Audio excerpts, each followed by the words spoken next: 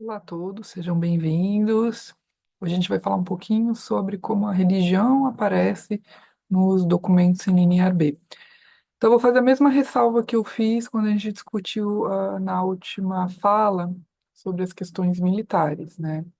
Os documentos dão conta principalmente de um controle econômico, então não é a função primeira fazer esse tipo de registro, então a gente não tem hinos, né, o que é muito problemático, a gente não tem histórias narrativas sobre as divindades, mas elas aparecem, porque aparecem bem até, consideravelmente, há uma quantidade de documentos que tratam o que a gente entende que trata de religião, porque parece que cuidar dos santuários e fazer oferendas às divindades é um papel importante desse centro, seja para legitimar o seu poder, seja para ostentar, né? Porque a gente vê uma doação de presentes, é o principal aspecto que a gente vê enviados para os santuários, né?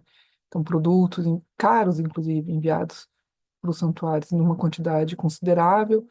Então, faz parte de alguma forma das pessoas que estão no poder. Então, também é isso, a gente tem uma religião ligada aos centros administrativos.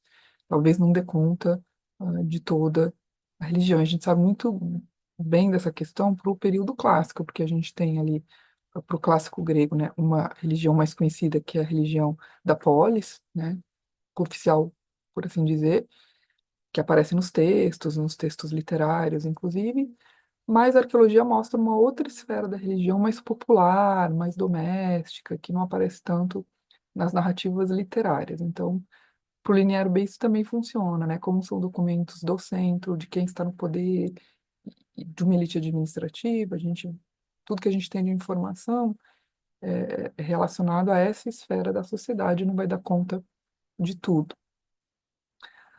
Então, os documentos, a gente vai ver principalmente documentos de oferendas a divindades e a santuários. E como aparece divindades, a gente tem alguns nomes, né? Principalmente, a principal oferenda são os perfumes, óleos perfumados, né? Então, em Pilos, a série FR é toda dedicada, né, a perfumes enviados para santuários ou divindades. Em Knossos, a série FP e FH, para quem tiver interesse de consultar esses documentos. Em seguida, Mel, é a segunda oferenda mais notada nos documentos, está na série GG de Knossos, e também nos selos de Tebas, a série WU, a gente vê nesses selos, né, algumas mercadorias sendo enviadas dentro aí de uma esfera religiosa. Que informação que a gente tem, né? Alguns nomes de algumas divindades, algumas reconhecíveis, outras problemáticas, outras desconhecidas. O nome de alguns santuários, ou que é entendido como santuários, alguns rituais e algumas pessoas relacionadas a essa esfera religiosa. Mas a gente tem problemas também, né? Então, o próprio caráter telegráfico dos documentos, da escrita, né? Quase não tem verbo, e aí a gente não sabe o que está acontecendo direito, não tem muita explicação, não tem muita qualificação, deixa aberto para várias interpretações, e aí eu vou trazer alguns casos, né? Então, nada que é muito certo, com algumas exceções. Então, problemas de interpretação. Neste documento de Pilo, de entrega de perfumes, né? Tem ali logo na linha 1 este primeiro termo, né?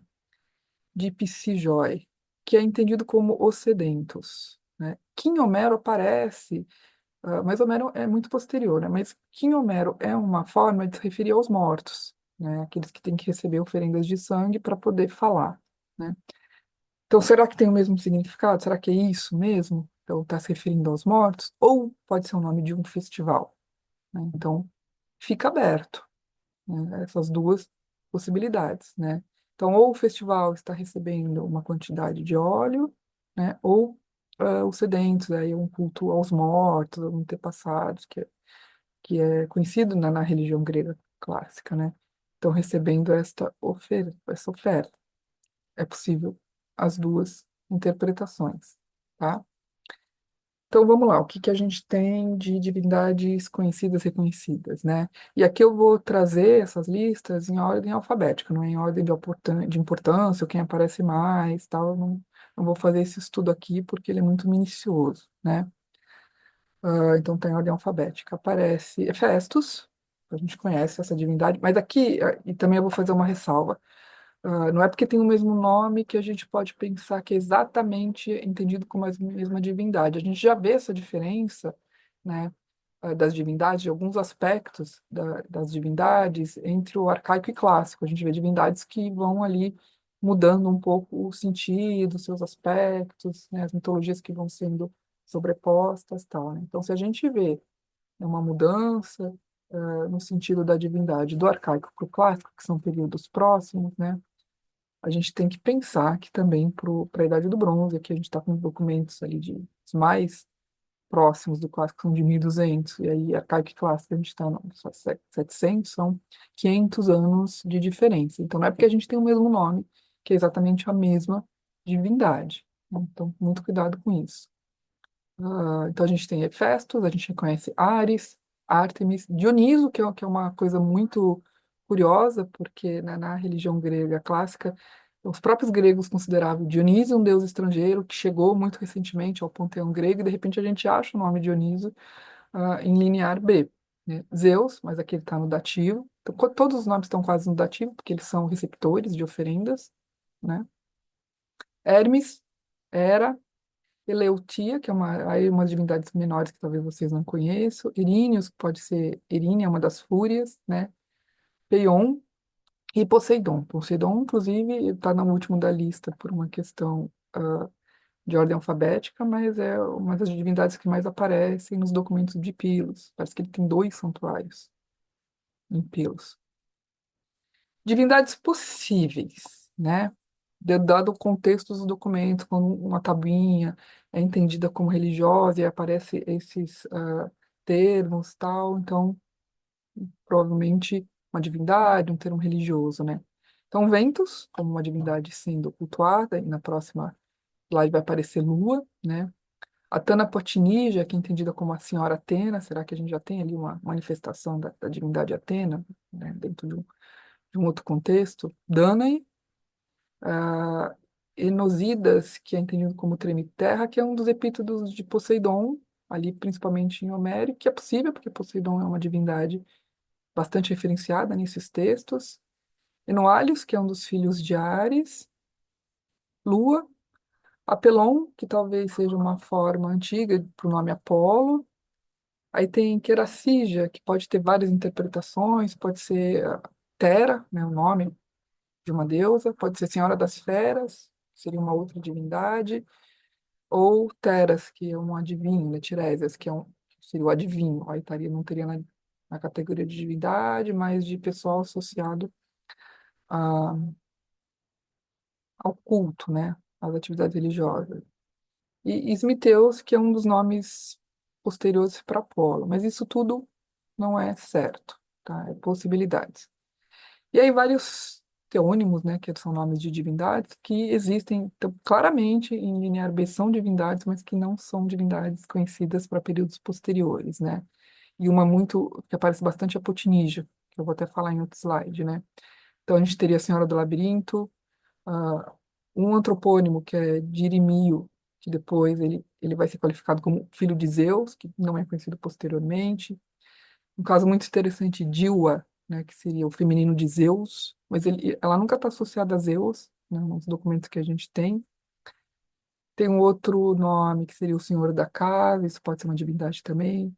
Efiméida, que é um personagem conhecido ali no arcaico clássico, mas como mortal, né, que ela está num contexto religioso. E aí alguns outros nomes, né, que não se sabe muito bem a tradução, né, de grandes cabelos. Aí tem esse Manassa, que é qualificado como o triplo herói, talvez uma mãe divina, tem um que ninguém conseguiu ainda traduzir. Tem Pelé, que é entendido como Pomba. Tem também o feminino de Poseidon, a Possidarreia, também nunca associada a ele, né? E tem uma que é entendida como uma deusa bovina. Então tem alguns deuses aqui, Pomba, essa deusa bovina, que pode ser entendida como divindades antropomórficas, que é uma coisa que a gente não vê depois na religião arcaica e clássica. Então, várias coisas interessantes aqui para a gente pensar continuidades e rupturas também, né? Uma coisa que é típica do bronze, de um outro momento, de um outro contexto, de uma outra estrutura religiosa e como algumas coisas se perdem depois. A divindade que mais aparece é a Potnia. Aparece em vários documentos, é entendido como senhora, porque tem esse sentido posterior, no grego posterior, e aí a gente tem várias Potnias, né? E aí o grande debate é a mesma, várias manifestações da mesma divindade, ou são várias divindades femininas, né? Então a gente já viu a do labirinto, a gente já viu a Atena, depois tem a Senhora dos Cavalos, tem uma outra que não tem tradução, tem uma que pode ser a Senhora da Ásia, tem a Senhora dos Cereais, que depois é Deméter. A Deméter não apareceu naquela lista, né? Pode ser ali um epíteto, né? Um, um apelido para apelido entre aspas, um epíteto para Deméter, né? De qualquer forma, aparece bastante esta divindade feminina nos documentos, né? Ou essas divindades. A gente, o debate é uma ou são várias, né? Pouquinho dos termos que aparece, né? Igero, que é hieron, que é santuário, local sagrado em grego, e daí deriva das duas palavras, né? Igereu, sacerdote, Igereia, que é a sacerdotisa. A sacerdotisa a gente já viu quando eu falei um pouquinho daquele processinho, né, da sacerdotisa dizendo que todas as terras que ela possui eram do Deus, eram sagradas, e a comunidade dizendo que não, que ela tinha que pagar tributos e assim por diante. Nauígio, que é entendido como naos, que é o termo grego posterior para templo. Oco, que é oikos, é habitação, e no contexto religioso, né, é habitação da divindade, portanto, templo, e do também, no mesmo caso, que é casa, né, aí no sentido como a casa da divindade. Esses termos vão aparecer aí em contextos religiosos.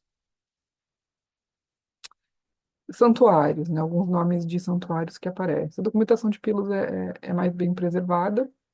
Então aparece Santuário de Zeus, Esfajanes, que é o santuário que mais aparece, que parece que é um santuário dedicado a Poseidon, santuário ali daquela divindade que é a Pomba, entendido como Pomba, um santuário específico de Poseidon, e um outro santuário que não recebeu nome, não tem aí uma transliteração estabelecida. Em Knossos a gente tem o Dadailon e o Labirinto. Eu já mencionei também, quando a gente falou de geografia, né, do Monte Dicta, né? Então tem oferendas sendo mandadas. Aí eu até comentei, provavelmente não é uma referência à montanha, mas um santuário na montanha, e a gente conhece arqueologicamente essa prática em Creta, né, de ter locais sagrados em cavernas, em picos, em montanhas. Tá? Então também a gente resgata aquela informação da geografia.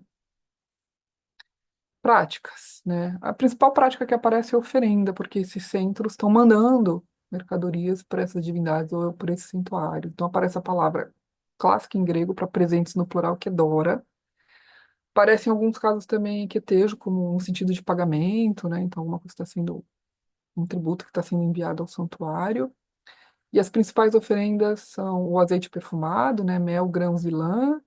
Em menor grau aparecem animais e pessoas, né? E essa questão de pessoas a gente vai discutir um pouquinho, mas o que aparece em maior número são azeite, óleo perfumado, mel, grãos e lã, tecidos, lã no sentido de tecido já, né? Mas aparece também referência a animais e pessoas sendo mandadas para esses santuários ou para as divindades. Então, por exemplo, a gente tem aqui essa questão, né, dos animais que são mandados. A gente tem aqui neste documento de Knossos, né, carneiros sendo mandados para um lugar com uma palavra que é entendida como esfactéria, que é traduzida aí como animais para sacrifício.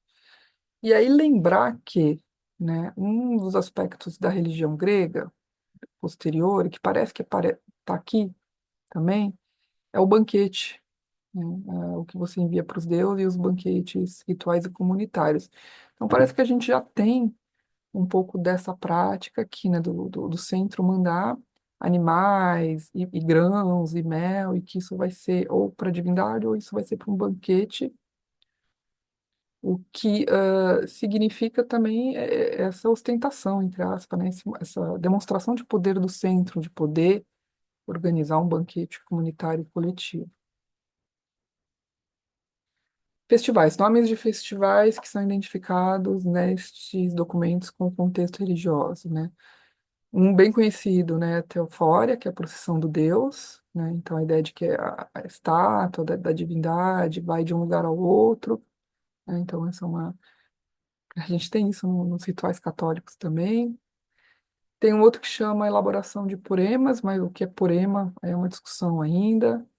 Tem outro que pode ser o Festival do Sacrifício, o Festival do Vinho Novo.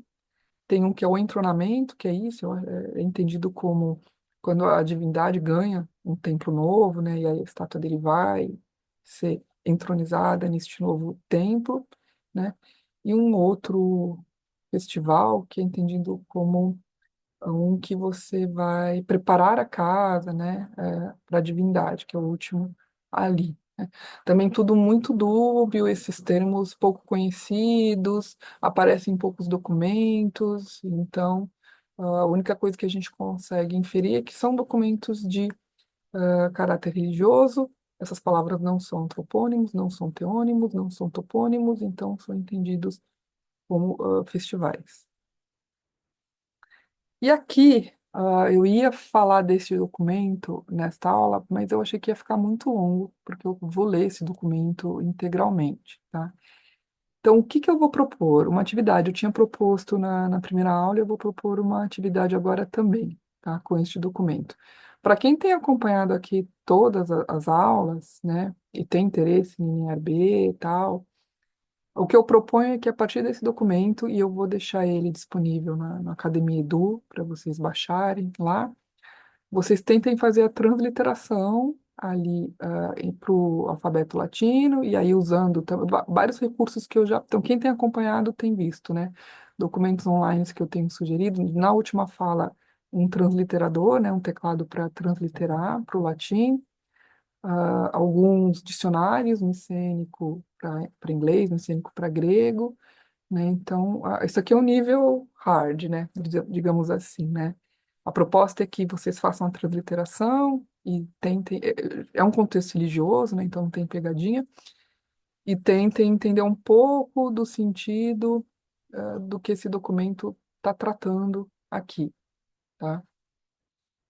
É, lembrando, né, vocês vão precisar de várias aulas para usar isso, né? O que que é o linear B, os sinais, como é que é formada a frase do linear B, e vários termos que eu trouxe nessa aula.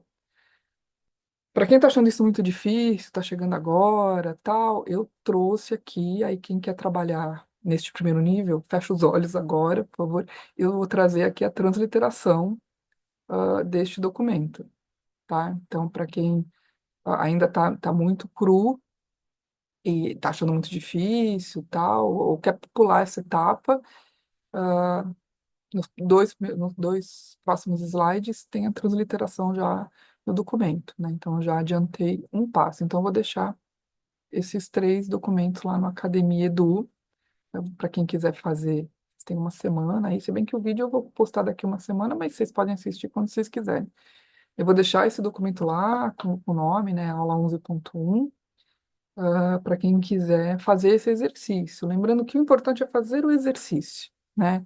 Trabalhar com documentação em linha B, tentar decifrar, tentar entender várias hipóteses possíveis, porque os próprios especialistas vão dar várias interpretações para alguns termos, para algumas passagens, né? Então não tem resposta certa. O importante aqui é fazer o exercício. Então, para quem quiser, eu vou deixar esse exercício, essa atividade. O que eu vou fazer na próxima aula é exatamente destrinchar esse documento com vocês, né, ali, frase por frase, né? Então, a ideia é também fechar um pouco, eu estou terminando aqui minha fala, né? Fechar um pouco essa discussão sobre linear B com exercício, né? Então, isso que eu falei, quem acompanhou tudo e quem tem interesse, quem está pesquisando, eu acho que já é um bom exercício para vocês fazerem. Quem, né, só tem um interesse, não acompanhou tudo, está chegando agora, eu trouxe a transliteração, mas existem alguns recursos que estão em outras aulas, tem algumas falas que estão em outras aulas. Para quem não está muito familiarizado com o linear B, eu recomendo principalmente a aula 1, 2, 3, que eu falo um pouco do sistema de escrita, de como ele funciona e assim por diante, tá? referências para essa aula, né? Do John Childick, né? O que que a gente sabe sobre a religião micênica. Eu já tinha comentado que grande parte dessa bibliografia está em inglês, francês e tal. Então, o John Chadwick foi um dos que ajudaram a decifrar, né? Ajudou o Ventre, depois que ele decifrou, a entender os documentos. Depois tem uma síntese do Ian Rutherford, né, no The Cambridge History of Religions, que é um capítulo sobre religião micênica. Ele não vai tratar só dos documentos linear B, ele vai falar um pouco da arqueologia também. Tem uma síntese aqui, né, bem interessante. Como documentos online, eu acho que eu não tinha trazido, e me desculpe se eu estou repetindo, o corpus de selos, né? Então tem um projeto que organizou todos os selos, tem imagem, tem a transliteração. Selo foi uma coisa que eu falei pouquinho aqui, né? Para quem quer e tem curiosidade, conhecer um pouco dessa esfera, desse tipo de documento, né? Então, era isso por hoje. Então, semana que vem eu vou fazer o exercício com vocês, seria uma correção, e para quem não for fazer exercício, a gente vai ler esse documento e vai ver como é que funciona um documento religioso, né? Então, todas as informações que eu trouxe hoje, que eu falei que são documentos entendidos como religiosos, né? Como é que isso aparece num documento? Como é que os especialistas olham o documento e falam, nossa, isso aqui é um documento da esfera religiosa, tá? Muito obrigada, até a próxima semana.